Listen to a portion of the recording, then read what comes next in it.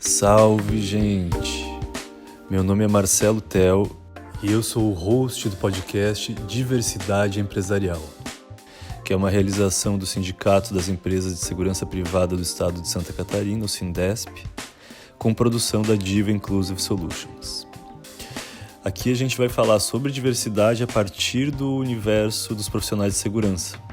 Vamos trazer convidados diversos aí que nos ajudem a entender melhor os desafios e as oportunidades que se apresentam a partir do desenvolvimento de políticas de diversidade e inclusão.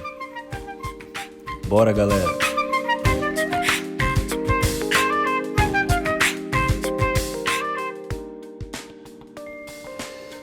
Nesse primeiro episódio, a gente trouxe 3 convidados super especiais, super diversos entre si e que muito provavelmente vão fazer contribuições incríveis e complementares sobre os assuntos que a gente vai abordar aqui hoje.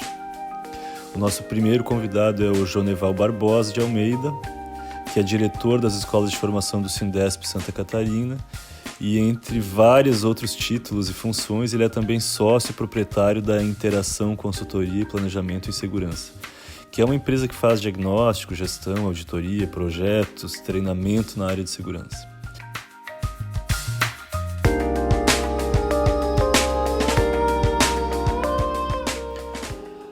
O segundo convidado é o Vini Belisário, que atua como consultor em diversidade há mais de 2 décadas aí no universo corporativo, desenvolvendo trabalhos como analista comportamental, consultor de gestão de diversidade, formador de gestores, palestrante, já teve algumas experiências de treinamentos voltados especificamente para a área de segurança.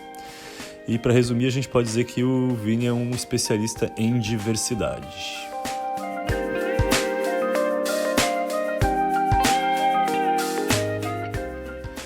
O terceiro convidado é o Edmar Barbosa, que é vice-presidente de Assuntos Sociais da Federação Nacional das Empresas de Segurança e Transporte de Valores, que é a FENAVIST, e um dos idealizadores do selo Segurança Sem Preconceito, que podemos dizer, um dos grandes estimuladores aí do surgimento aí desse podcast e de outras iniciativas que vêm sendo promovidas aí pelos sindicatos do setor em Santa Catarina. O Edmar é administrador e advogado de formação, atua há quase 4 décadas na área de prestação de serviços de segurança privada e, portanto, é mais um especialista aí no setor de segurança. Vamos embora conversar, gente.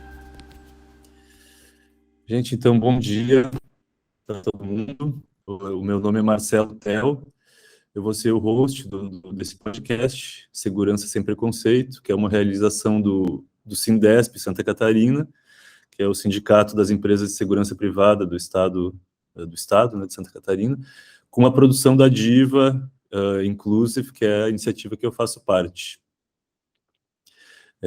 Como o nome sugere, a ideia do programa é debater temas ligados à diversidade, à inclusão, a partir do universo de profissionais de segurança, né? E o intuito, então, é a gente entender junto, a partir dessas conversas, quais que são os desafios, as necessidades, os perigos, as oportunidades que se apresentam na área da segurança a partir dos debates sobre diversidade que vem ganhando cada vez mais espaço na sociedade e, por consequência, exigindo aí novas habilidades e competências dos profissionais e das organizações do setor, especificamente, né?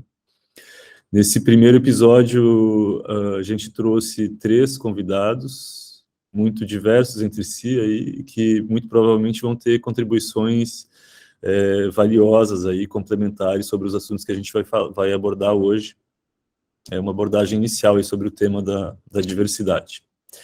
Então, o nosso primeiro convidado é o senhor Joneval Barbosa de Almeida, que é diretor das escolas de formação do Sindesp Santa Catarina, e entre vários outros títulos e funções aí, com um currículo muito extenso, ele também é sócio proprietário da Interação Consultoria e Planejamento em Segurança, que é uma empresa que faz diagnóstico, gestão, auditoria, projetos e treinamento na área de segurança, né?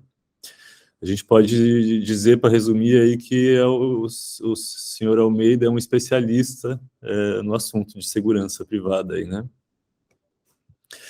O nosso segundo convidado é o Vini Belisário, que atua como consultor em diversidade, aí já, né, num outro setor há mais de 2 décadas, desenvolvendo trabalhos como analista comportamental, consultor em gestão da diversidade, formador de gestores, palestrante, e já teve algumas experiências aí de treinamentos voltados para a área de segurança especificamente. Acho que bastante nessa tecla que a gente deve bater hoje aí, né, Vini? E se o senhor Almeida é especialista em segurança, o Vini a gente pode dizer que é um especialista em diversidade, né? Tá no terreno aí faz um bom tempo. E o nosso terceiro convidado é o senhor Edmar Barbosa, que é vice-presidente de Assuntos Sociais da Federação Nacional de Empresas de Segurança e Transporte de Valores, que é a FENAVIST, um dos idealizadores do selo Segurança Sem Preconceito, que está sendo implantado pela federação e que, em grande medida, vem movendo aí forças para que esse movimento em direção à diversidade venha acontecendo dentro do setor, né? O senhor Edmar Barbosa é administrador e advogado de formação e atua há praticamente quase 4 décadas na área de prestação de serviços de segurança privada, então também outro especialista aí no setor, né? Gente, vocês vão falar um pouco mais, então, das histórias de vocês aí ao longo da conversa, mas eu acho que a gente já pode começar explicando um pouco para as pessoas que estão ouvindo a gente sobre o projeto e a criação do selo da FENAVIST, como é que surge esse interesse e como é que o projeto vem sendo desenvolvido. Bom dia a todos, bom dia Almeida, bom dia Vini, bom dia Marcelo. É uma satisfação estar nesse podcast aqui representando a FENAVIST. É uma oportunidade que nós temos de falar do setor de segurança privada. Na verdade, a ideia do selo surgiu em razão de um problema. Com aquele caso que aconteceu no Carrefour, com a morte de um negro, por uma pessoa que se dizia profissional de segurança, é importante esclarecer isso, o assunto tomou uma grande repercussão na mídia nacional. E a FENAVIST, então, foi chamada para tecer esclarecimentos sobre o caso. Então, o que aconteceu? A segurança privada, naquele momento, passou a ser taxada pela mídia como um setor preconceituoso. E na análise, o acompanhamento do caso mais à frente, a Polícia Federal, que é o órgão que regula e fiscaliza a atividade de segurança privada no Brasil, constatou que o profissional nem vigilante de carteira assinada era. Então aí entrou o grande interesse da FENAVIST. Nós temos 2 aspectos importantes. Primeiro, mostrar para a sociedade quem é o profissional de vigilante. O profissional vigilante ele decorre de uma lei federal, que é a Lei 7.102, 39 anos atrás, de 20 de junho de 1983, né, onde as pessoas se matriculam numa escola, fazem o curso de formação de vigilantes, com a carga horária hoje de 200 horas, e além de outros cursos de especialização, e só aí estão aptos a ingressar numa empresa de segurança privada. Essa empresa de segurança privada também tem todo um processo de autorização de funcionamento e fiscalização da Polícia Federal. Então está aí a grande diferença. Os profissionais vigilantes passam por um curso de formação, com a grade, um currículo estabelecido numa portaria da Polícia Federal, e são contratados por empresas regulares. O nosso desafio é mostrar que existem muitos clandestinos que, quando tem uma ocorrência, como aconteceu nesse caso, né, não era profissional contratado como vigilante com a formação na forma da lei. A mídia traz uma grande repercussão, trazendo o assunto para o nosso segmento. De toda sorte, nós empregamos 519 mil vigilantes em empresas especializadas e mais 100 mil vigilantes em segurança orgânica. Como todos eles passam por uma formação, o que a FENAVIST entendeu necessário? Nós temos que aprender a lidar com esse assunto de diversidade, que na verdade não sabemos. Eu, particularmente, tenho muita tranquilidade, é só olhar a cor da pele, né? Tenho quase 37 anos na área de segurança privada e comecei a minha carreira como vigilante. Então, eu sou um vigilante que estudou depois de velho e conseguiu se tornar empresário e presidente do sindicato patronal do meu estado, que é o Espírito Santo, e vice-presidente de Assuntos Sociais da Federação. Eu sou uma exceção, mas eu conheço muito bem o segmento, né? O nosso país, 56% da população, segundo o IBGE, se declaram negro. 52% são mulheres. né, e um instituto aí ligado à LGPD, esqueci o nome, deixa eu voltar aqui. ABGLT fez um levantamento, tem um dado que 10% da população se declaram como público LGBT.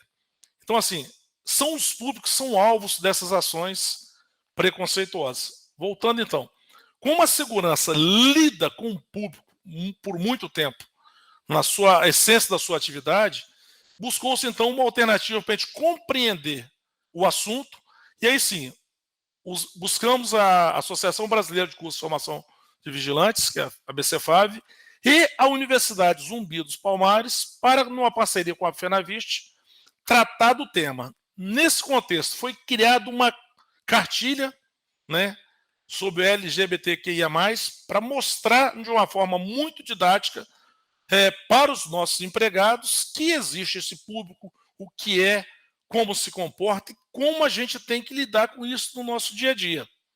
Aí, num processo mais avançado, criamos, então, a certificação da qualidade do selo Segurança Sem Preconceito. Qual a ideia, o que está sendo feito? A BCFAV, a Universidade Zumbi dos Palmares e a Federação certificam os sindicatos estaduais.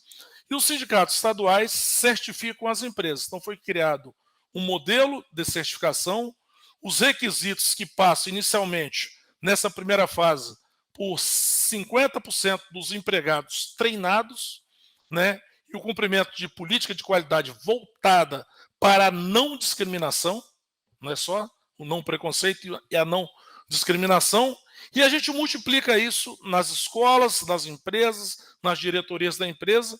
Esse material é encaminhado para a BCFAV, a FENAVIST, e aí sim, as empresas recebem um selo de qualidade, um certificado, com validade de 2 anos e vai passar por uma outra auditoria. Como nós temos regulares formados 600 mil empregados por ano, que reciclam a cada 2 anos, então assim, no universo de 2 anos, fora a formação de quem está se habilitando para entrar no mercado, em 2 anos a gente tem um universo aí de pelo menos de 1 milhão de pessoas treinadas para contribuir para a sociedade no combate a quaisquer formas de preconceito. Outro dado muito importante, a gente tem que, o último anuário da segurança mostra que nós temos 1.200.000 profissionais trabalhando na clandestinidade, que se intitula segurança. Eu acho que existe uma omissão muito grande do Estado com esse número. Porque quando a gente traz o trabalhador para a formalidade, no regime CLT, ele tem por trás do trabalho dele o sobrenome da empresa. Empresa nenhuma quer ser processada, empresa nenhuma quer encerrar suas atividades por falha de um profissional lá na ponta. Esse é o papel que a gente tem já nas escolas da formação. Então, com isso eu falo, a nossa atividade não é preconceituosa. Não existe nenhum incentivo de quaisquer empresa para qualquer tipo de prática. O que falta, o que nós temos às vezes, é o desconhecimento. Muitos termos usamos de forma errada, e aí sim, o instrutor Almeida deve falar disso, a escola de formação tem um papel fundamental na formação e na reciclagem, e as empresas na manutenção. Com isso, a gente vai conseguir realmente fazer um ciclo virtuoso de capacitação, levando o tema para debate e acabando minimizando a possibilidade de qualquer ocorrência dessa natureza. Só para vocês terem ideia, durante esse tempo que a gente vai passar nesse podcast aqui, deve acontecer abordagem, como aconteceu no Carrefour, pelo menos umas 500 no Brasil. Isso acontece na nossa atividade o tempo todo. E detalhe, nós temos um outro desafio. O nosso segmento, por exemplo, emprega somente 9% de mulheres. E hoje a gente tem visto que o público feminino tem somado muito na segurança privada. Então a gente tem conseguido ações de levar para o contratante esse perfil de mão de obra. As empresas não selecionam homem, mulher ou homossexual. A gente seleciona profissional de segurança. E as portas estão abertas para quem tem o perfil e está capacitado para exercer a atividade. Então, assim, o nosso desafio é muito grande. A nossa atividade funciona 24 horas. Por força de lei, conceito de lei, nós somos uma atividade complementar à segurança pública. Né? A gente tem debatido, inclusive, com os candidatos aí aos governos estaduais, da contribuição que a segurança pode fazer para a segurança pública em termos de efetivo, né? Nós temos mais vigilantes no Brasil do que todas as forças policiais. Então, se a gente conseguir integrar isso, vai ajudar muito. E o assunto diversidade, combate a quaisquer formas de preconceito, está forçando as empresas a estudarem cada vez mais o assunto. Teremos agora a Feira de Segurança ISC em São Paulo, onde tem um dia de palestras e debates sobre o tema, onde muitas empresas estão escrevendo seus gerentes, seus gestores, seus prepostos, para conhecer. Como eu falei, eu sou negro, filho de mãe solteira, minha mãe era cambista. Os meus colegas, eu fiz faculdade de administração há muito tempo, todo mundo me chama de negão. Pouca gente sabe até meu nome. E para mim isso não é problema. Então, assim, só que hoje no ambiente de trabalho, a gente tem que ter muito cuidado como a gente trata e, principalmente, nós lidamos com um público externo. Então, existe uma série de normas de treinamento, tratamento formal, senhor e senhora, para evitar qualquer forma de ser considerado discriminatório. É um desafio constante.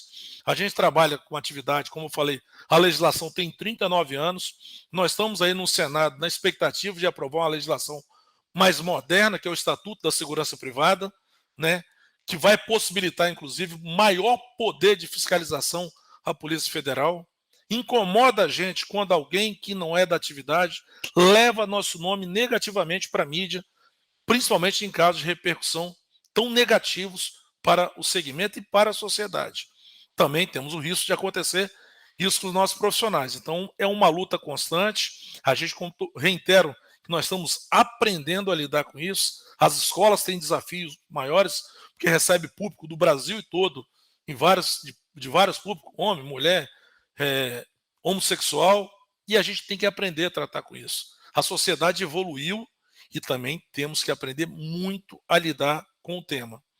Essa iniciativa do podcast, esses dias tivemos um evento no CRA de São Paulo, já é uma forma que a gente tem de levar o assunto, a rede social, né? A velocidade que a gente tem da comunicação hoje. Eu sou da época que não existia nem telefone em casa. Hoje me vejo aqui na frente de uma tela, falando com outros estados, né? Isso até me arrepia. É importante ver como a gente pode aprender um pouco mais e contribuir mesmo estando distantes. E a federação, e principalmente os sindicatos patronais e até mesmo os laborais, também tem um fundamental papel nessa missão. É uma missão que nós temos de tornar a nossa sociedade melhor com esse público que a gente tem aí, que naturalmente é vítima, realmente, de alguns casos. Mas não vai ser pela segurança privada. Esse é o nosso papel. Muito, muito bom, Edmar. Muito bom conhecer um pouco mais aí dos movimentos aí do setor e entender, eu acho que esse caso aí do Carrefour, você trouxe uma outra perspectiva. Para mim, o caso tomou um outro significado aí também, porque o fato de não serem certificados, né, os profissionais estão trabalhando ali, enfim, a postura da empresa, né, no fim das contas, foi transferir essa culpa, né, criando toda uma dinâmica interna ali agora de segurança que vai ser in-house, né, dentro do próprio Carrefour e tal, como se essa fosse uma questão mais do setor, né, quer dizer, um problema do setor que não está preparado e tal, mas na verdade eles contrataram uma empresa que não tinha, com profissionais sem certificação, né. Isso é uma coisa que a gente, pelo menos eu não tinha tido contato com essa informação ainda. Muito interessante.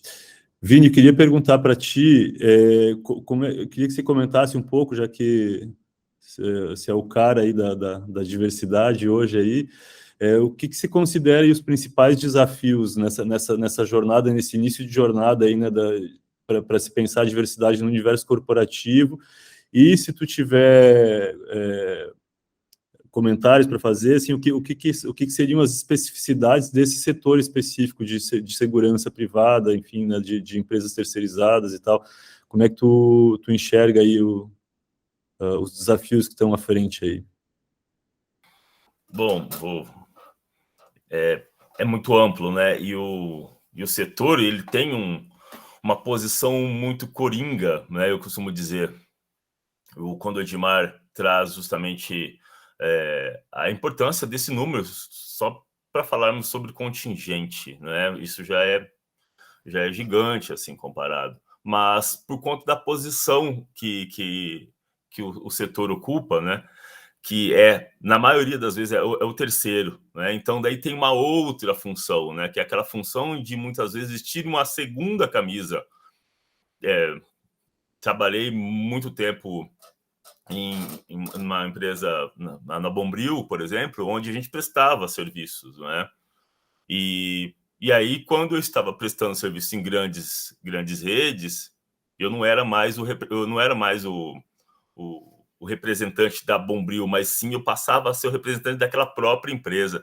Então também tem esse desafio muito grande ali do setor, né, dos vigilantes, da segurança, que é ser esse terceiro. Acho que a gente pode falar um pouco mais sobre isso depois, mas esse é um desafio muito importante, que aí tem que ter mesmo realmente um entendimento da própria empresa de segurança sobre isso, sobre o que tudo isso, né, sobrecarrega, sobre essas questões, mas também do outro lado, né, das empresas também, de entender e de saber lidar e de pensar em como ela se relaciona com empresas, né, que estão nesse patamar e com essa condição de ser terceira ali dentro. Então, isso é muito complexo.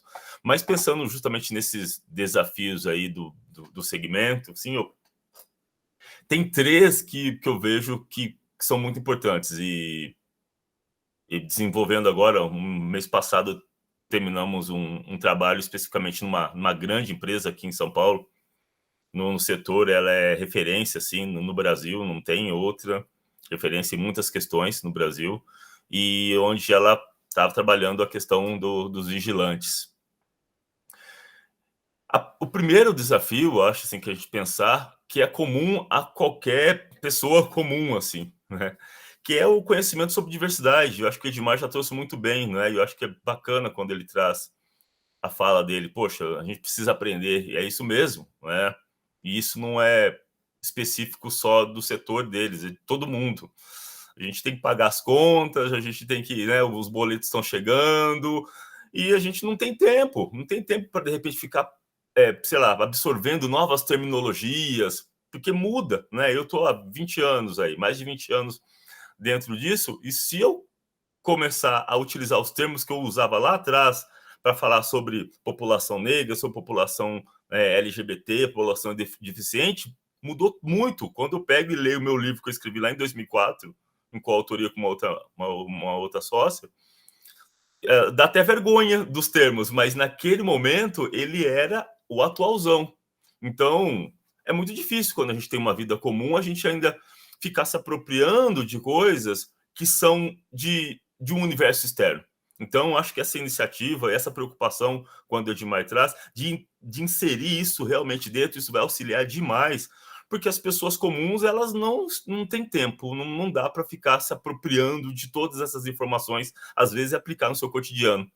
E o complexo, justamente, que envolve o setor dos vigilantes, é que eles lidam com o público. E aí, como que eles estarão alinhados, se eles têm que ter toda uma preocupação em cima dos treinamentos já que já são exigidos, e se não tiver realmente uma preocupação da organização da empresa onde eles estão, de fornecer essas formações, ou de já inserir lá no treinamento básico inicial, para essa pessoa ter um mínimo necessário ali, fica muito difícil. Então, isso é algo que pega o segmento, não é exclusivo deles, mas pega todo mundo, mas que é algo que impacta mesmo, né? O segundo ponto que eu considero, acho que importante da gente observar, é justamente a dureza da formação de muitas desses profissionais, por conta de uma vida que muitas vezes já vem da vida militar, né? Eu fui militar durante quase 5 anos e eu sei que muitos amigos, quando deixam as Forças Armadas, acabam entrando no treinamento, para essa vida profissional. Então, essas pessoas já têm uma dureza de formação, né? É comum, isso faz parte.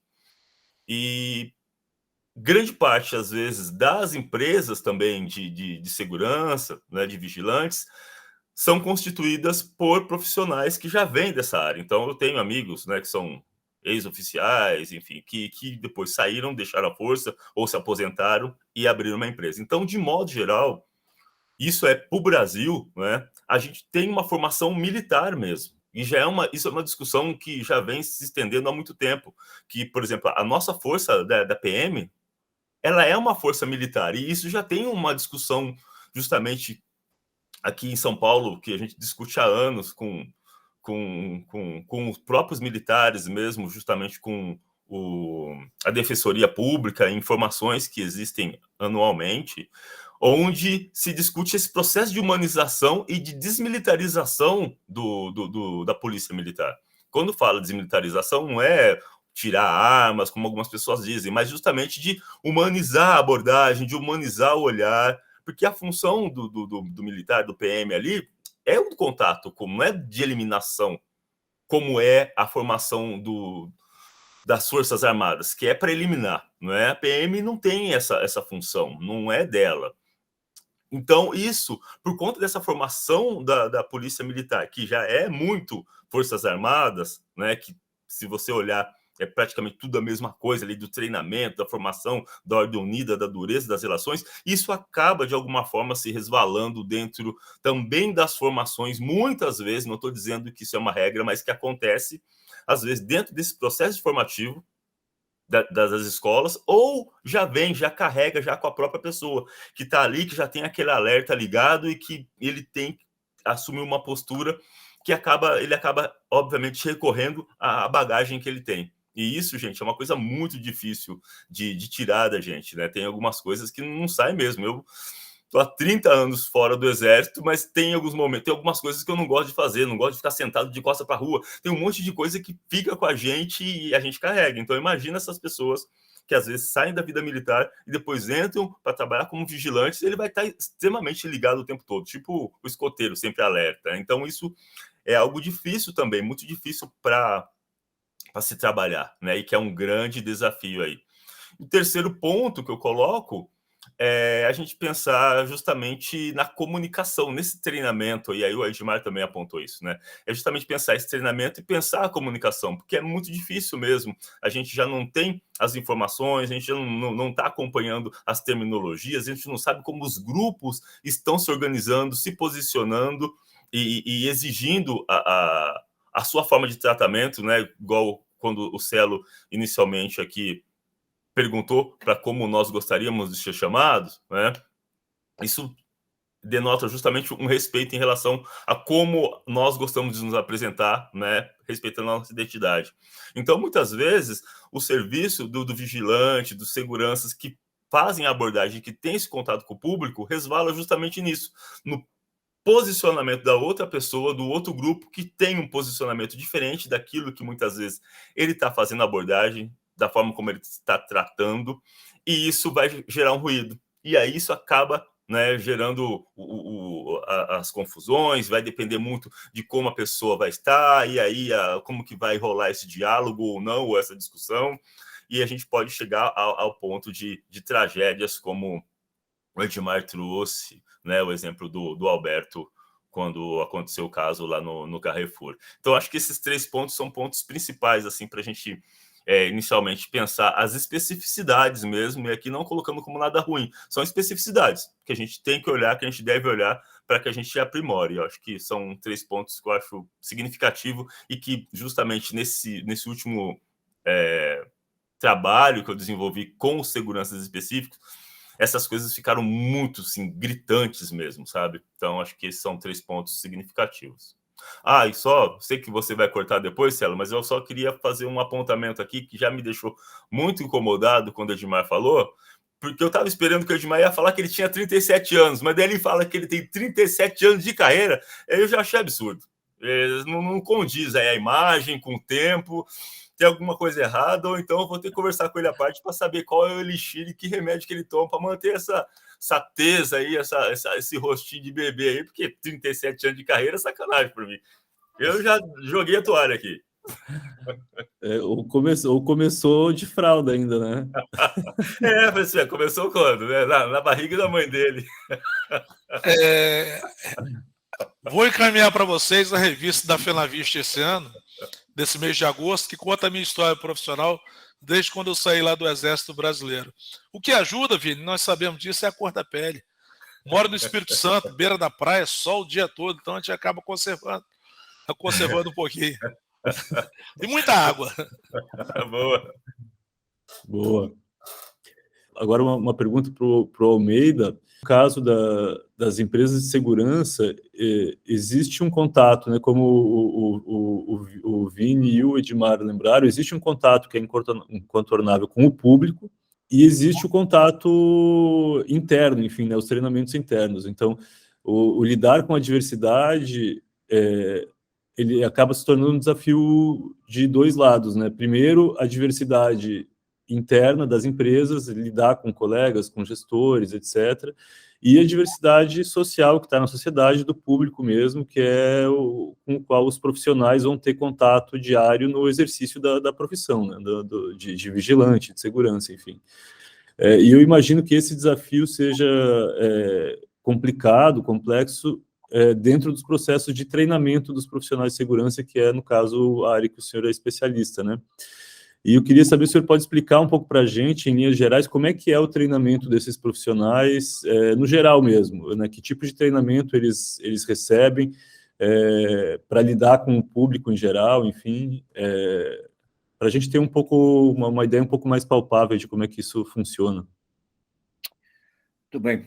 Falar depois do Edmar e depois do Vini é uma tarefa complicada, né? Uma vez que praticamente está esgotado isso, depois dessa aula de segurança privada que tivemos aí do Edmar e da aula de diversidade que tivemos do Vini. Mas, de qualquer forma, uma coisa que já me mostrou comum aqui foi a nossa origem, né? Todo mundo teve origem aqui, pelo jeito, na Força Armada.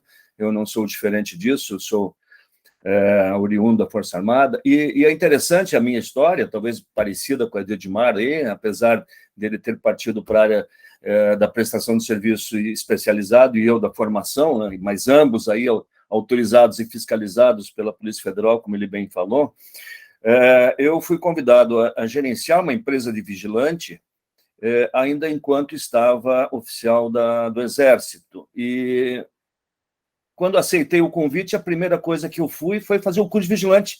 Então, eu também sou vigilante, Edmar, assim como você, eu também sou vigilante, porque entendi na época que para eu fazer gestão destas pessoas que eu iria comandar, eu precisava saber o que elas aprendem, eu precisava entender a língua que elas falavam, eu precisava conhecer suas origens. E aí, assim, eu fui fazer, e os meus primeiros 18 vigilantes da empresa, que estava por ser aberta, eu contratei colegas da minha própria turma.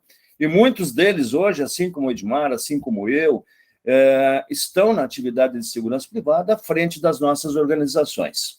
Com relação à origem desses profissionais, ela é bem diferente. É óbvio, de 30 anos, quando eu fiz meu curso, meu curso eu fiz em 93, quando ainda não existia uma grade formal do curso de formação. Do Edmar deve ser a mesma coisa, né? Ela só é de 95, quando saiu a primeira portaria regulando isso.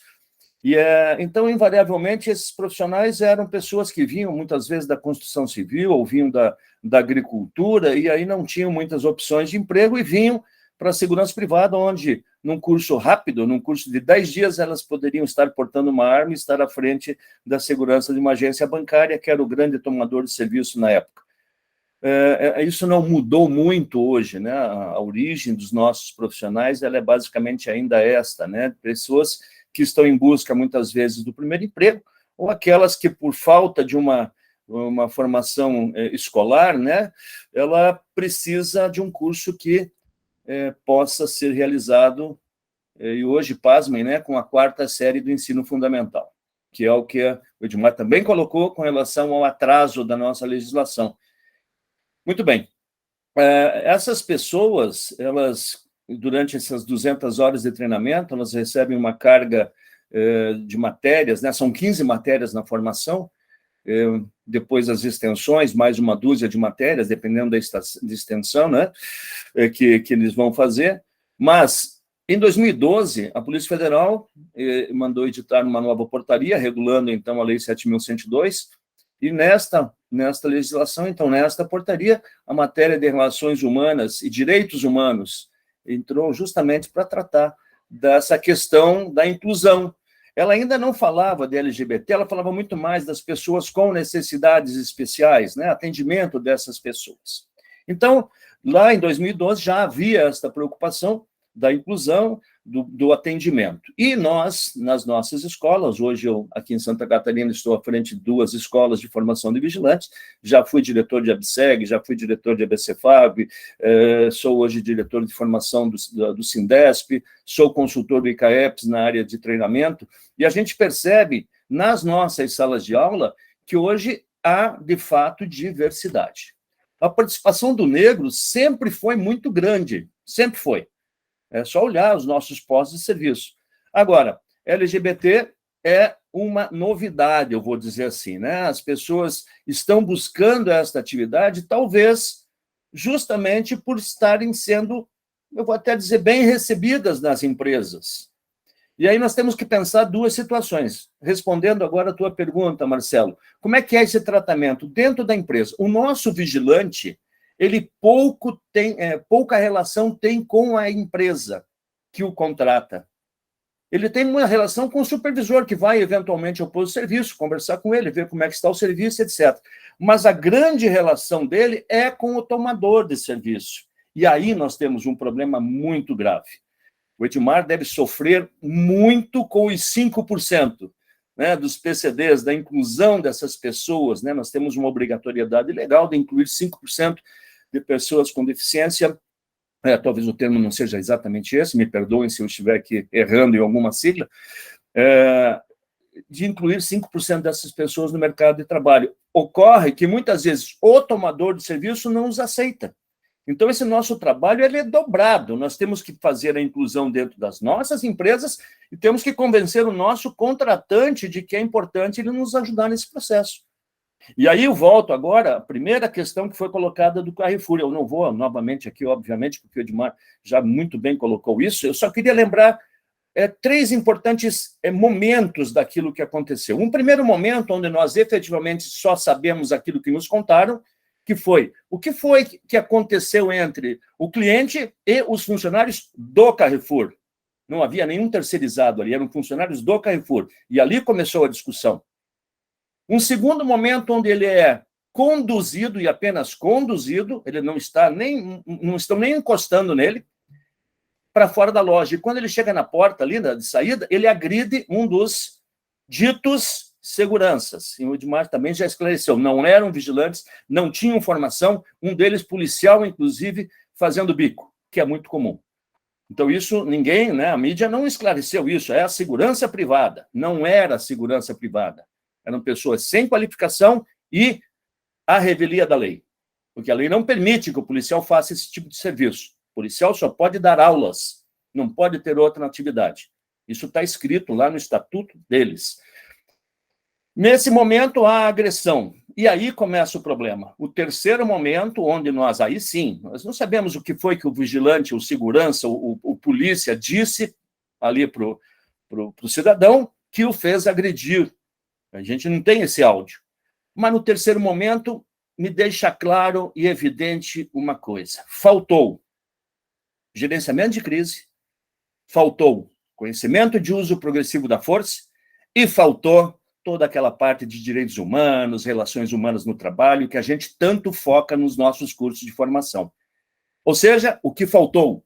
Formação, informação, treinamento, capacitação, que é isso que busca, então, a questão agora do selo, né, que a Renavist e a BCFAV muito bem criaram esse projeto e nós estamos trabalhando muito nas nossas escolas. Acredito eu que nós vamos ter mudanças, já estamos sentindo essas mudanças, né, significativas, tanto nas escolas de formação, quanto no mercado de trabalho. Agora, é um trabalho que demanda muitos atores aí, né, as escolas formando essa mão de obra, as empresas aceitando muito bem essa contratação e, principalmente, o tomador de serviço, que é o nosso cliente. Ele, sim, é que vai ter que absorver essa mão de obra e entender a importância da diversidade. Muito bom, gente, muito bom.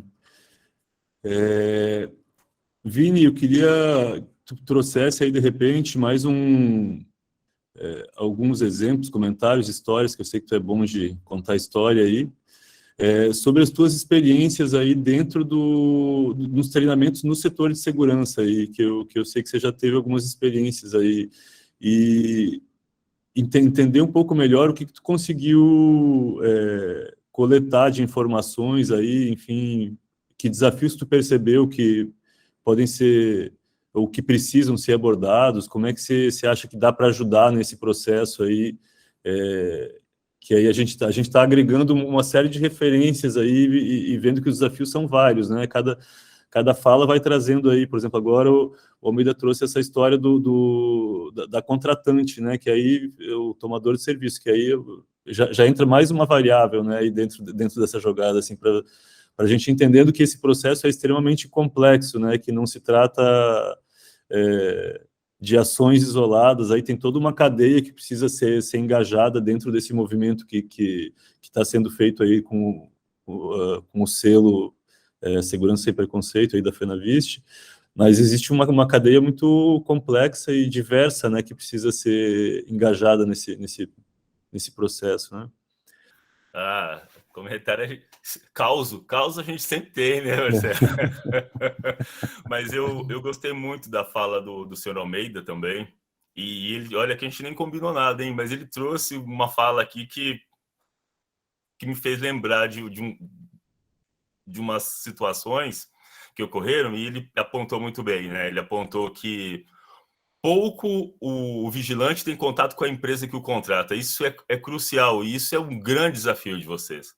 Porque daí isso já gera um problema de identidade ali no vigilante, que ele é contratado pela empresa A, mas só que ele responde o tempo todo para a empresa B. E ele tem que vestir a camisa da empresa B.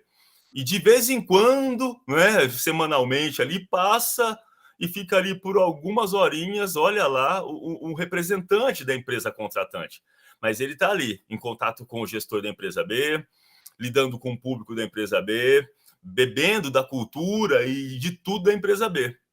E dentro da empresa B, por incrível que pareça, ele não é tratado como empresa B. Ele é obrigado a vestir toda essa camisa, essa cultura toda, mas ele é tratado de forma diferente. E aí que quando eu coloquei lá atrás a questão do terceiro, isso é um grande desafio. E quando o senhor Almeida traz justamente essa briga que existe de como conscientizar essa empresa justamente dessas questões, eu acho que passa em muitos casos justamente são dois pontos, né? Um é ou a pessoa traz isso a partir dela, da sensibilidade dela, então pensando no gestor, porque daí a conversa é com a gestão. E aí eu achei muito legal quando o senhor Almeida trouxe a história dele, porque ele vem de uma vida militar, né, oficial, e aí quando ele assume um outro momento da vida dele, ele teve a humildade de fazer isso, desculpa se seu Almeida, mas isso é raro no meio, né, no antigo nosso meio, porque o militar ele carrega uma soberba ali de tô no topo, né, de hierarquia. O senhor Almeida poderia, como muitos que eu conheço, não ter feito o curso de vigilante, e não, eu vou tocar aqui, eu tenho conhecimento e pronto. E ele teve essa humildade. Eu acho que isso é muito interessante. Isso tem uma explicação que, obviamente, está na história do senhor Almeida. Depois a gente pode saber aí umas outras conversas. Mas isso é muito importante. Isso faz toda a diferença. E quando isso não existe, conversando lá na outra ponta, é como que se prepara esses gestores para olhar essas questões, né? E aí eu acho que entra justamente o trabalho, né, que o Edmar está fazendo e que esse movimento todo aqui está gerando. Mas, aí pegando o gancho, né, desses exemplos, uma gestora dessa empresa, desse trabalho, desse último trabalho que eu desenvolvi, ela era a gerente, né, a gerente da equipe toda. E ela entrou ainda pela empresa de vigilantes, contratada pela empresa de vigilantes. E aí, todo mundo narra a distinção que existe de benefícios, de um monte de coisas que acontecem. Porque ela é contratada por uma empresa, pela empresa A. E a empresa B, de repente, tem outras questões que ela distribui, que ela oferece ali para os seus funcionários, e que essa vigilante que estão ali dentro, eles não têm direito. Então já tem isso. Às vezes, espaços onde pode circular nessa empresa onde eu estava, os vigilantes não tinham espaço para ficar na hora do almoço. Eles não tinham espaço para descansar. Foi tirado o espaço deles no período de pandemia. E aí eles não podiam ficar nem não podiam sentar, não podiam. Eles estavam indo para o vestiário e ficavam sentados ou deitados no vestiário, que daí incomodava, obviamente, quem estava querendo utilizar o banheiro, o vestiário ali, com aquele monte de pessoas ali sentadas num local inapropriado. Ou seja, e o interessante era, Marcelo e Edmar e Sr. Almeida, que nenhum vigilante dessa empresa reclamava, por exemplo, do salário. Não tinha reclamação salarial. Porque é uma grande empresa, não tinha o problema financeiro, mas estava justamente no tratamento, de como eles eram tratados. O descontentamento vinha e vem ainda, né? Justamente disso, de como a gente é tratado, com indiferença. E aí, o interessante é que a gerente contou que depois que ela passou, ela já tinha, acho que muito tempo que ela já está contratada pela outra empresa. Ela deixou de sair, saiu da empresa de vigilantes, continua à frente dos vigilantes, mas agora contratada pela empresa. O tratamento dela ainda é diferente. Por exemplo, ela falou assim que quando eles chegaram, ela, como gerente, recebeu um celular de pior qualidade do que os celulares distribuídos pela empresa para os seus gestores. Ela falou assim, tudo bem, até entendo, porque a gente é terceiro. Então já vem com essa dinâmica, olha só. Já é uma coisa que meio que naturalizada ali. Não, você é terceiro, você tem que receber uma ferramenta de pior qualidade. Só que detalhe, quando ela passou a ser da empresa mesmo, ela ainda continua recebendo um celular de pior qualidade, porque a empresa faz trocas dos celulares dos gerentes, dos gestores, e aqueles celulares que vão ser distribuídos ou vão embora, um desses passa para ela. Ela fica com os celulares atrasados, por mais que agora ela está usando celulares de melhor qualidade, mas ainda é um celular que é, obviamente, algo que já foi descartado por um outro gestor que é similar a ela ali. Então, essas coisas que vinham trazendo, e são coisas que acontecem ali e que às vezes a gente não se dá conta, né? E que é um grande trabalho mesmo para como se convence essa empresa, que muitas vezes para ela não custa absolutamente nada.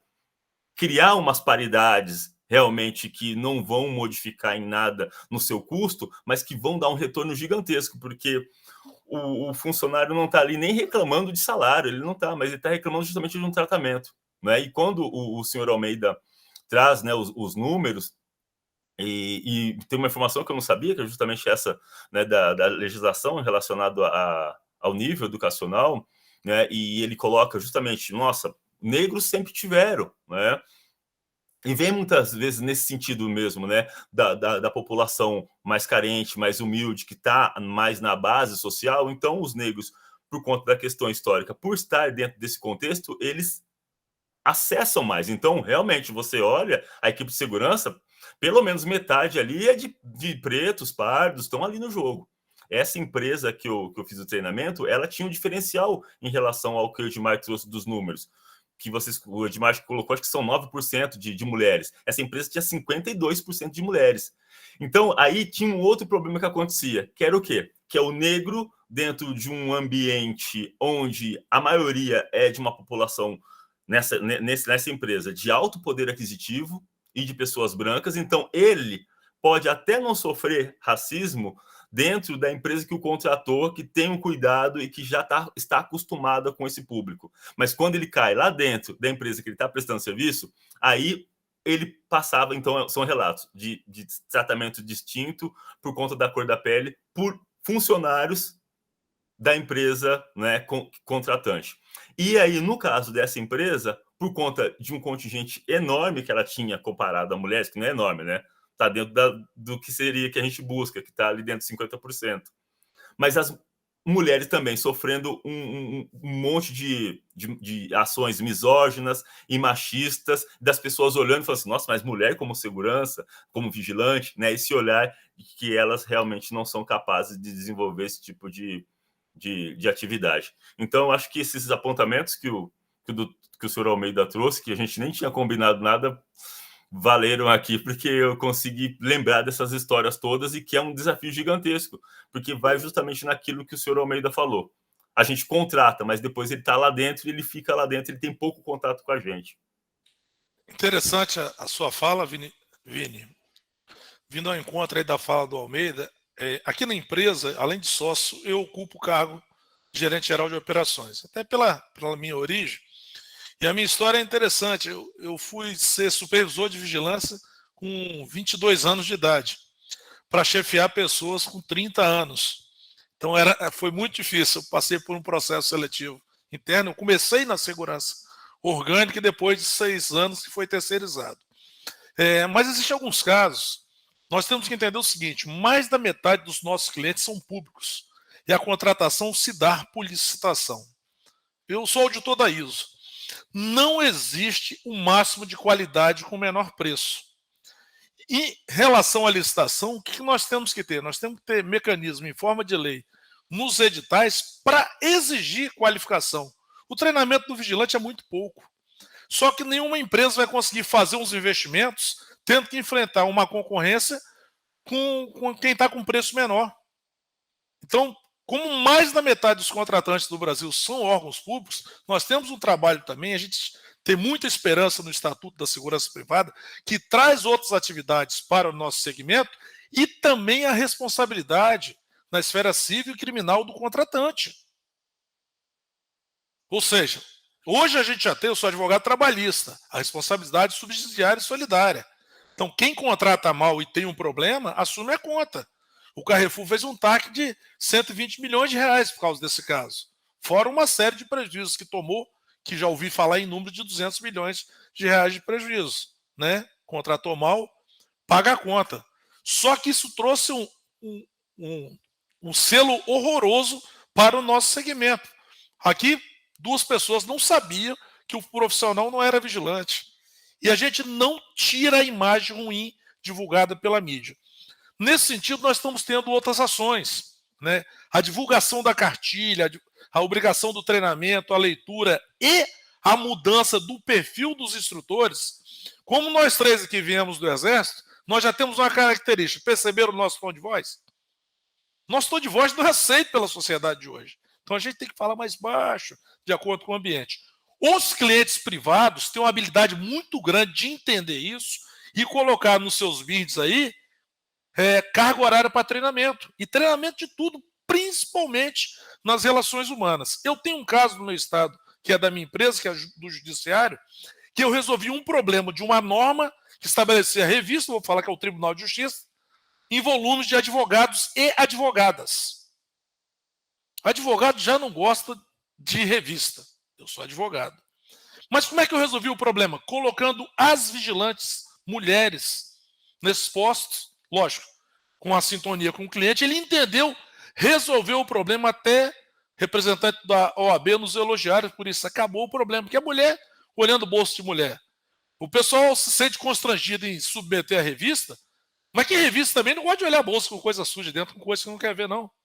Tem o lado do vigilante também. Então, assim, desafio que nós temos, além do Estatuto da Segurança Privada, tivemos há 2 semanas na Bolívia, no encontro aí da Federação Internacional de Segurança, a Federação Mundial e a Federação Pan-Americana. E levamos o delegado responsável pela DELESP no Brasil, que fiscaliza todas as delegacias. Ele deu uma palestra lá e falou da legislação nossa de 1983. O que é arcaico para nós é o sonho de consumo da Bolívia hoje. Lá não tem nenhuma mulher na vigilância. Então, nesse sentido, nenhuma como vigilante. Nesse sentido, a FenaVig, por exemplo, passou a apoiar. Nós tivemos, já tem uns anos que tem o concurso Miss Brasil Segurança. Né? Então, nos últimos 3 anos, inclusive, teve representante do Espírito Santo, e a Miss Segurança 2020 é do Espírito Santo, é da minha empresa e é homossexual. E elegemos também a Miss Segurança 2021. E o ano que vem já tem um concurso do Mister. O pessoal assim, poxa, mas estão elegendo beleza? Não. Primeiro que o concurso não é de beleza. Quem olhar o edital vai entender que é mostrar a pessoa que representa o segmento. Então a segunda colocada no Miss Brasil é negra, tem mais de 40 anos, é mãe E assim é a essência do concurso. Mas qual a ideia? É mostrar o outro lado da nossa atividade para a sociedade. E quando você consegue uma mídia, a mídia espontânea, depois eu disponibilizo para vocês que nós conseguimos com o concurso. Nunca ouvi falar tanto de segurança, a não ser do lado ruim, quando alguém falha, ou existe algum ato, mesmo sendo de segurança ou não. Então, o nosso desafio é constante. E com isso, a gente incentiva aos nossos funcionários a buscar informação fora da cartilha. Um profissional de 4ª série do ensino fundamental, que hoje a gente nem contrata, vem o ensino fundamental completo, com a qualidade duvidosa, não gosta de ler. Não adianta eu mandar um livro para ele de 100 páginas, ele não vai ler. Então as empresas também têm que criar métodos, ferramentas didáticas para poder levar o assunto para discussão. Estamos no Brasil em época de eleição, um monte de políticos surgindo projetos de legislação estadual e municipal para porte de arma da segurança, sem constitucional.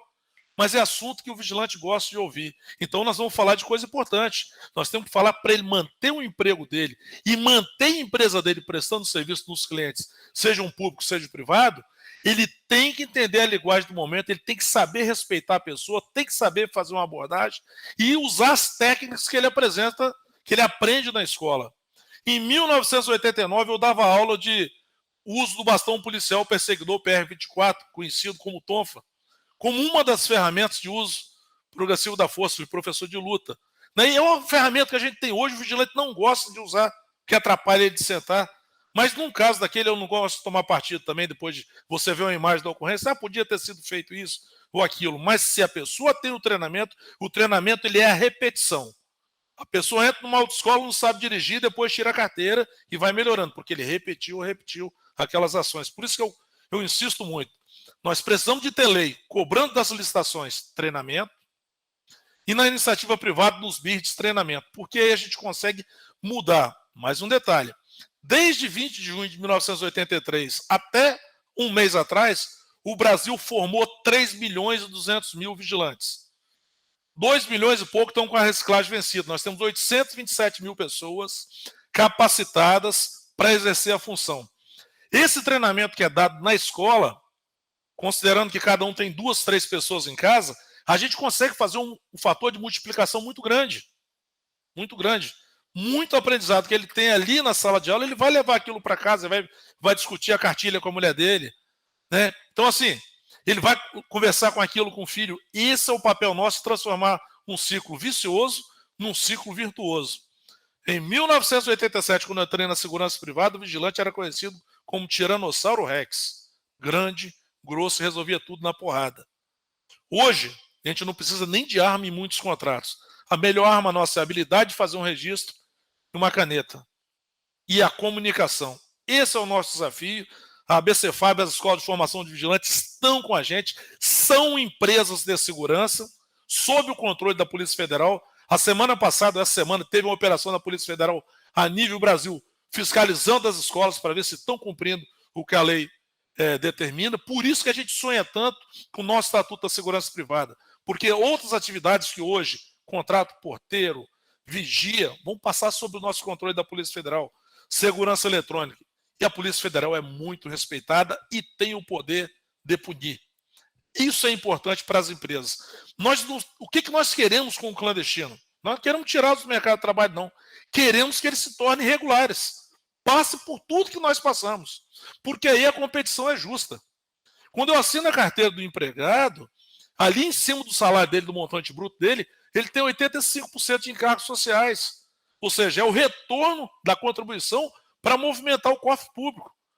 21% de tributo, benefício, a gente consome arma, alimentação, plano de saúde, uma série de benefícios. Esse é o ciclo virtuoso do emprego formal. Ontem aqui no meu estado, nós criamos uma política, o sindicato patronal recebeu os principais candidatos ao governo do estado. Estava falando isso com um do candidato. A nossa atividade não cresce com a insegurança. A nossa atividade cresce com o crescimento da nação, com a economia. Segurança em muitas empresas e muitos órgãos hoje, ele não tem o papel de polícia, ele tem um papel de orientação, de cumprir procedimento, cumprir uso de equipamento de proteção individual, contribuir com a atividade fim da empresa. Esse é o objetivo da terceirização. Eu vou passar por uma empresa especializada fazer o papel que ela sabe fazer e eu concentro meu foco na minha atividade fim. Esse é o nosso papel na segurança privada. E a educação dos nossos funcionários depende muito também da iniciativa do contratante. Volto a dizer, no contrato público a gente precisa de licitação e regras estabelecidas, como são de licitação, nós temos que ter essas regras exigidas no edital. Senão vai ganhar uma empresa com preço inexequível e não vai treinar ninguém, porque não tem orçamento para isso. Muito bom, gente. Bom demais. Nossa, foi um aprendizado gigante aí ouvir vocês três hoje. A gente está chegando ainda para 1 hora de podcast já, parece que foi 20 minutos. Eu pensei em, de repente, aqui fazer uma pergunta geral para vocês três, cada um dar um depoimento aí no seu tempo, e aí a gente encaminhar para finalizar mesmo aí. Bom, a gente viu que a equação da segurança privada ela tem muito mais variáveis do que eu, pelo menos, imaginava que tinha antes da gente começar essa conversa, né? A gente tem a percepção da sociedade com relação à profissão, a gente tem a resistência dos tomadores de serviço quando estão recebendo os profissionais diversos nas suas instituições. A gente tem as relações internas dentro das empresas de segurança que estão tendo mudanças no seu público, no perfil dos colaboradores, e a gente tem ainda a questão do treinamento para exercer a sua função no contato com o público, né? Ou seja, é um emaranhado, aí, é uma teia super complexa. E aí eu fico aqui com a provocação para vocês. O que, na opinião de cada um, precisa ser feito, levando em conta esse passo inicial que está sendo dado, que é a criação do selo da FenaVist, que é um estímulo para que mudanças comecem a ser implantadas, e aí, além de um estímulo, tem um pouco um roteiro, né, de como fazer isso dentro do processo de implementação do selo. Eu queria saber de vocês o que vocês consideram que é essencial que seja feito logo, para que provoque mudanças reais dentro dessas instâncias que eu acabei de mencionar, né? Que é a percepção social da profissão, a percepção da sociedade em relação à profissão da segurança privada, o exercício da profissão dentro das empresas tomadoras de serviço e a relação com os tomadores de serviço também, né? Eu acredito que respeito seja a palavra de ordem, né? Se todo mundo respeitar o seu colega de trabalho, respeitar o seu instrutor na escola, respeitar o empresário, respeitar o tomador de serviço, que cada um entenda o seu papel, que cada um entenda que não é a cor da pele, não é a ideologia de gênero, não é se a pessoa caminha ou não caminha que faz a pessoa diferente. É o que nós temos buscado dentro das nossas escolas, é o que eu, como consultor de segurança e que trabalho para grandes corporações, tenho tentado incutir sempre que converso, principalmente com supervisores, que são as pessoas que estão em contato com os nossos profissionais de segurança, e fazê-los ver da importância, então, de tratarmos todos da mesma forma e, principalmente, com respeito. Quando o Vini colocou aí sobre a tal humildade, Vini, de fazer o curso de formação, na verdade é porque eu, de fato, não sabia nada sobre quem era esse vigilante, o que ele fazia. Eu até tinha visto um ou outro na porta de um banco, mas, como você colocou, naquela época eu era capitão do Exército, eu entrava armado no banco. Mas eu aprendi, então, no decorrer desse longo de 30 anos, né? Eu sou vigilante de 93, desses 30 anos de profissão, que a capacitação ela é fundamental, que o respeito ele é fundamental, e que nós temos que entender que as pessoas são diferentes, as pessoas pensam de formas diferentes e agem de forma diferente de acordo com o ambiente em que elas são inseridas. Então, é isso que nós precisamos tratar.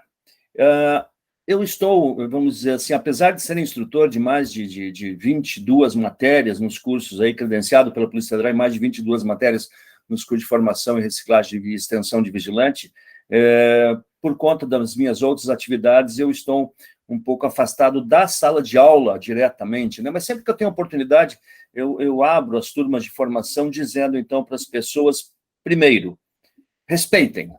Segundo, capacitem-se.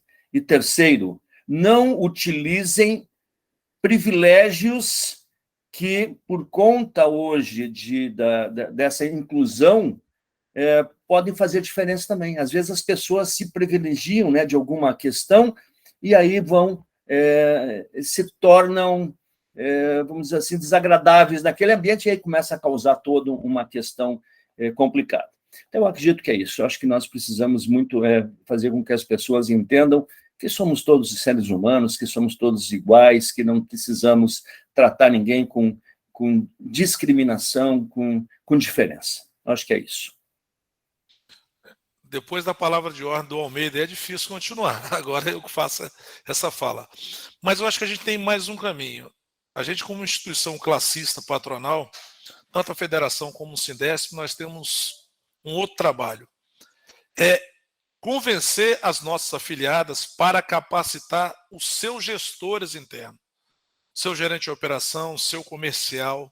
Eles têm que entender o momento, o movimento que está sendo feito, a necessidade do mercado para que convençam os contratantes no eventual bid.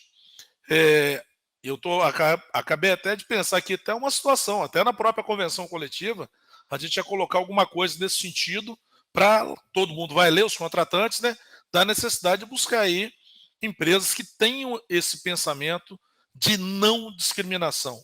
Não é fácil.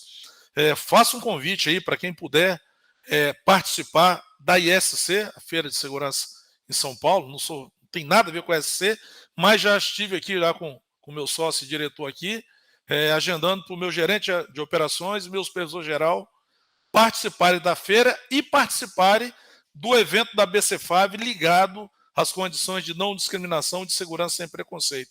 São 2 multiplicadores, meu gerente de operações também capacitado e ministra aula em quase 20 matérias na área da segurança privada, e é mais uma formação ouvindo de pessoas, né? O Espírito Santo, infelizmente, a gente representa apenas 2,27% da segurança privada do Brasil. Só temos 11.500 vigilantes, mas somos um estado referente, bonitinho, né? A gente saiu assim do patinho feio. E a gente busca a qualificação. Então, o nosso desafio vai ser, enquanto FenaViste, enquanto sindicato patronal, trabalhar para que as empresas levem esse assunto para os seus gestores, porque aí fica mais fácil o efeito de multiplicação, né? A legislação, a gente depende da aprovação do Estatuto da Segurança Privada. Pós a eleição, a gente busca esse tema de novo, está parado no nosso Senado, mas as coisas acabam se complementando. E agradeço até a participação aqui, a oportunidade de conhecer o Almeida, o Vini Belisário. Vou buscar vocês aí no Instagram, aí vocês vão ver minha história no Instagram lá. Vocês vão ver que de segurança eu não sou muito bom, não. Sou bom de fazer muqueca capixaba, né? Mas a gente mostra que nós somos uma referência hoje para os profissionais.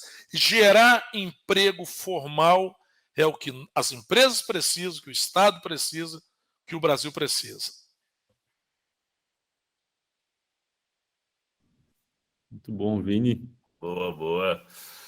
Bom, aí agora, se lá no início o senhor Almeida reclamou de ter ficado por último, não tenho o que falar, agora eu estou na mesma situação. Mas eu acho que eu vou pegar o gancho realmente do que vocês trouxeram, que vocês sintetizaram muito bem. E quando o senhor Almeida fala justamente do respeito, e eu estendo isso pensando o respeito dos gestores para com a organização a qual eles estão representando, sabe? Tem muito isso também, né? Muitas vezes o gestor está tão focado no negócio dele, tem as pessoas aqui, tenho que gerenciar essa equipe, tá? E o meu respeito em relação à organização que eu represento. E muitas vezes o olhar do gestor ele não está apurado a ponto de olhar a tendência do mercado, o caminhar, como o Edmar trouxe. O mundo está mudando. E como que a gente se adapta a isso? A organização ela vai continuar. Nós somos só uma passagem nela. Mesmo que eu seja o proprietário dela, eu fico, né? Vai ficar para o meu filho, para o meu neto, a organização, ela fica, né? Ela está eternizada ali, a pessoa jurídica. Se eu não tiver uma responsabilidade com ela, com o que o mundo está pedindo, com, por exemplo, o que o SG hoje já exige, como que eu posso liderar uma equipe, né, instalar ali toda essa prática que esse mundo está pedindo de respeito, de valorização, de diversidade, de uma prática mais saudável, de um ambiente mais saudável, se eu não estou proporcionando que a minha organização caminhe de maneira equilibrada e de maneira que ela possa concorrer com as outras. Tem organizações, tem empresas que já estão aplicando isso. Então, como que a gente consegue, e aí eu acho que vocês também já falaram tudo, que é a partir de treinamentos, né? Eu acho que esse movimento todo, eu acho que traz isso. Gente, a gente precisa treinar esses gestores, para esses gestores terem um olhar realmente de negócio, de entender que diversidade não é brincadeira.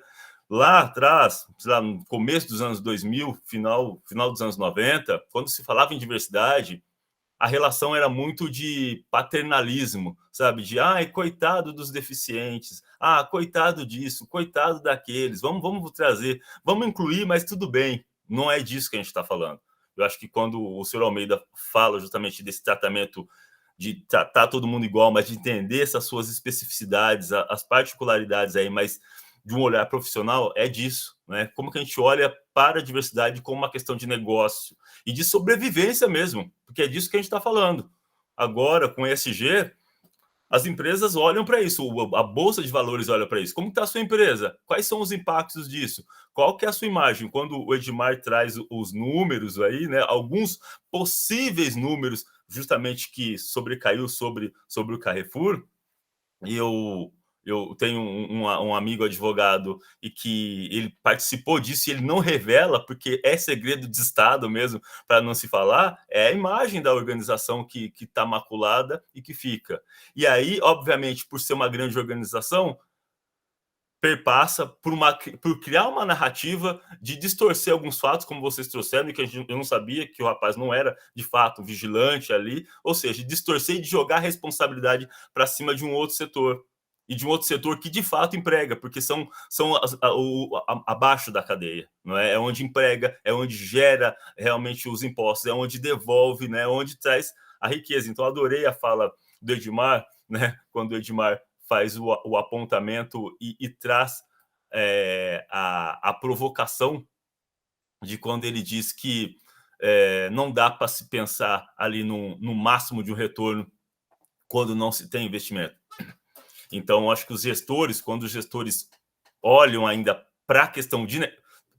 A maioria dos gestores tem um olhar excelente para o seu negócio, não é? Mas, às vezes, ele não consegue observar que a organização que ele representa, ela é um negócio ainda maior, né? E isso é importante para que ele tenha essa responsabilidade que vocês trouxeram, que ele busque justamente treinamentos aí para se aprimorar, para que entenda que diversidade é um negócio, uma questão de sobrevivência, e que aí ele vai ter que recorrer a especialistas, né? Sejam dos segmentos que ele esteja precisando aí de capacitação. Acho que é isso.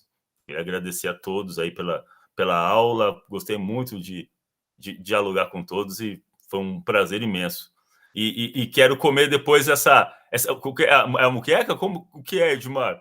Aí, a sua especialidade mesmo, já que você, com 37 anos de carreira, não é especialista ainda em segurança, então eu quero saber, essa especialidade deve ser maravilhosa, gastronômica. O Espírito Santo tem a única e a melhor muqueca capixaba do Brasil. É o peixe com camarão. Quando eu for para o Espírito Santo, eu vou te ligar, já vou pegar aqui o contato com o Marcelo, e eu vou, quando estiver aí, eu falo assim, Edmar, tô aqui, hein? Prepara aquela muqueca. Sensacional, gente. Foi incrível. Acho que daria para a gente ficar mais um tempo aqui. Tem muita pergunta que ficou no ar ainda aí. Eu acho que a gente ainda, de repente, pode até pensar em mais um episódio aí para continuar essa conversa que está boa demais.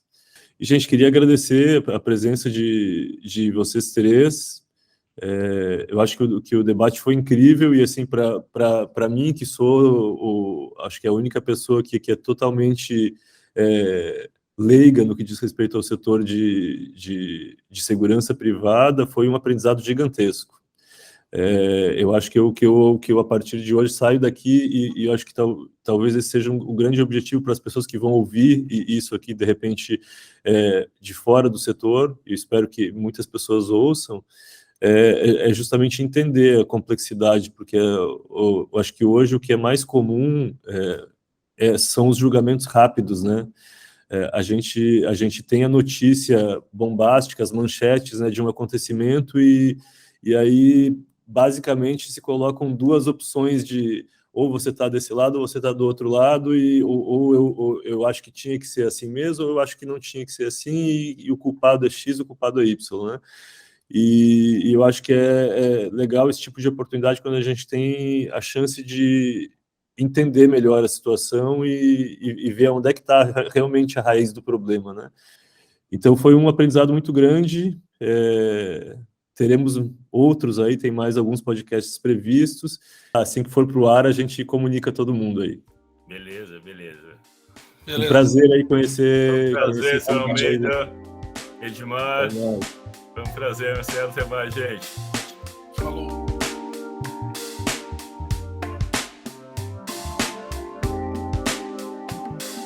Esse foi o podcast Diversidade Empresarial. Produção executiva da Diva Inclusive Solutions e do Sindesp Santa Catarina. Produção Onara Freire e Marcelo Tel. Edição e finalização Marcelo Tel. Apoio ICAEPS, SEAC Santa Catarina, FEVASC e ODS.